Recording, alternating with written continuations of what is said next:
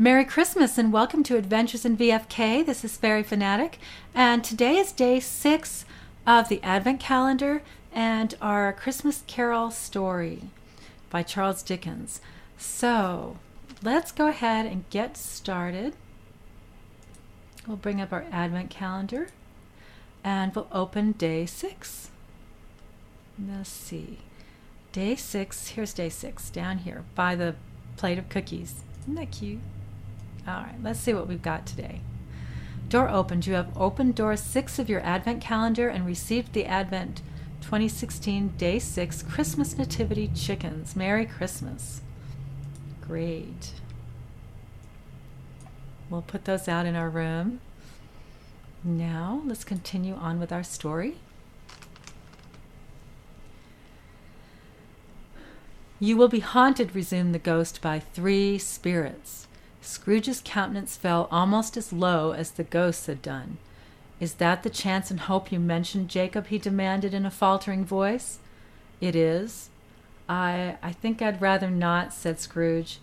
"Without their visits," said the ghost, "you cannot hope to shun the path I tread. Expect the first tomorrow when the bell tolls 1. "Couldn't I take them all at once and have it over, Jacob?" hinted Scrooge.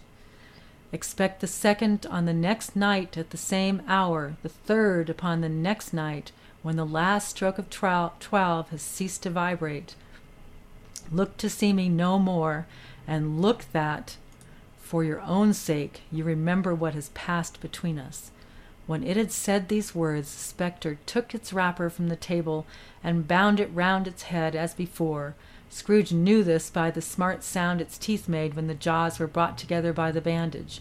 He ventured to raise his eyes again and found his supernatural visitor confronting him in an erect attitude with its chain wound over and about its arm.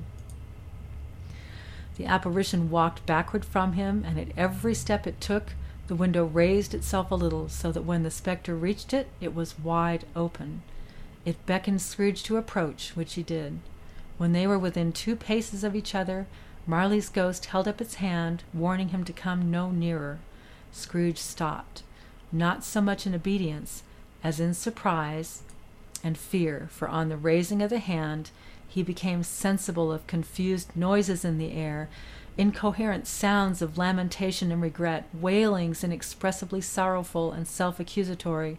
The spectre, after listening for a moment, joined in the mournful dirge and floated out upon the bleak, dark night. Scrooge followed to the window, desperate in his curiosity.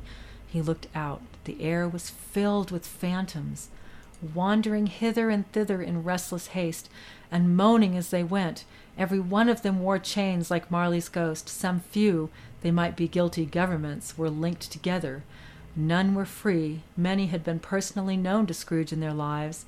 He had been quite familiar with one old ghost in a white waistcoat with a monstrous iron safe attached to its ankle, who cried piteously at being unable to assist a wretched woman with an infant whom it saw below upon a doorstep.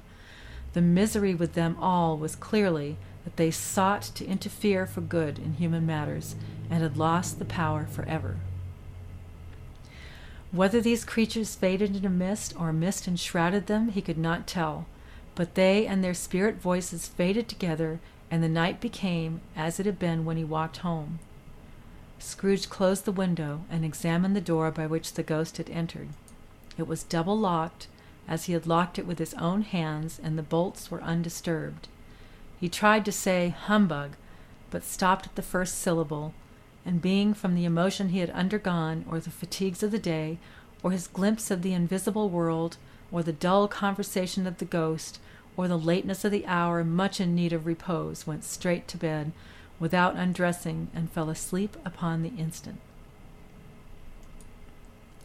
The first of 3 spirits. When Scrooge awoke, it was so dark that looking out of bed he could scarcely distinguish the transparent window from the opaque walls of his chamber. He was endeavoring to pierce the darkness with his ferret eyes when the chimes of a neighboring church struck the 4 quarters, so he listened for the hour. To his great astonishment, the heavy bell went on from 6 to 7 and from 7 to 8 and regularly up to 12, then stopped. 12. It was past 2 when he went to bed. The clock was wrong. An icicle must have gotten into the works. 12. He touched the spring of his repeater to correct this most preposterous clock. Its rapid little pulse beat 12 and stopped. "Why, it isn't possible," said Scrooge, "that I can have slept through a whole day and far into another night. It isn't possible that anything has happened to the sun, and this is 12 at noon." The idea being an alarming one, he scrambled out of bed and groped his way to the window. He was obliged to rub the frost off with the sleeve of his dressing gown before he could see anything, and could see very little then.